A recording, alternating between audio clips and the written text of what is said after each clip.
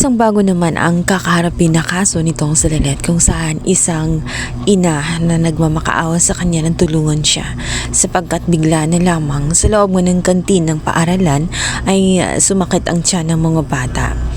Ang iilan sa mga kasama ng kanyang mga anak ay gumaling din kung kaya't hindi nagreklamo ang mga parents nito.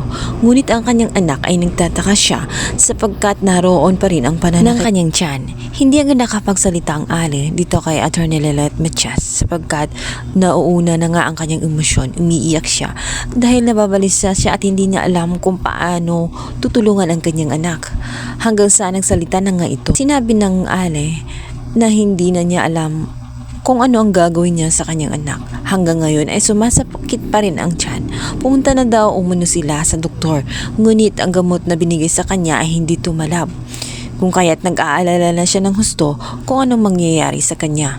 At ang duda nga lang lahat ay baka naingkanto umano ang bata kung kaya't nagkaganoon. Lalo't may binabanggit itong pangalan. Ito nga ay ang kanyang ama kung saan matagal na ngang umalis at naiwan pa rin ang sama ng loob sa bata. Ang sabi naman ni Lynette ay hindi niya alam sa ngayon kung ano ang kanyang maitutulong sa babae. Ngunit gagawa na nga siya ng mga hakbang. Kailangan nga niya makontak ang naturang kantin at ang naturang eskwelahan nang sa ganun makahanap siya ng impormasyon na posibleng makapagturo na siyang naging sanhi kung bakit nagkaganon ang bata. Kaya naman si Aling Lydia ay inuwi muna niya ang kanyang anak. Dito nga ay mag-aalala siya ng husto dahil patuloy pa rin na sumusumpong-sumpong ang sakit ng kanyang tiyan at sa tingin nga niya ay nasasaniban ng kanyang anak kung kaya't hindi na siya mapakali at gagawa na nga ang paraan ang ina. At dito nga'y naisipan niya na ipatawas na lamang ang kanyang anak baka sakali mawala na nga ang sakit na nararamdaman ng kanyang anak dahil hindi niya kaya na tingnan na lang ito at mag-aantay na lamang. At lumabas na nga ang resulta kung ano ang dahilan kung bakit nagkaganoon ang anak niya. Sinabi ng albularyo na sinaniban nga ang kanyang anak kung kaya't nagkaganoon. Kaya naman tinawag niya agad ang naturang pare na siyang makakatulong upang mabindisyonan agad ang bata. Ngunit nang dumating nga ang pare, iminimungkahin nito dahil nga sa nakita niya na nahihirapan nga ang bata at namimilipit na nga sa sakit.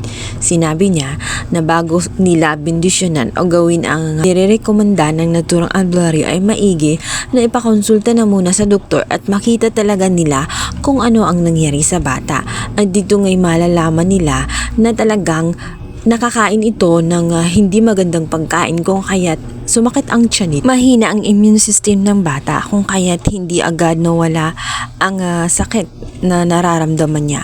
Kung kaya't nainis ng husto ang kanyang ina at sinabi nito na itutuloy ang kaso na ihahain niya dito nga sa kantin dahil sa kapabayaan nito ng hindi pag-iingat sa mga pagkain ng mga bata. Dahil kung nagkataon ay baka tuluyang namatay ang kanyang anak dahil sa kapabayaan ng kantin. Sinisigurado niya na hindi na nga ito mauulit sa ibang pang mga kabataan.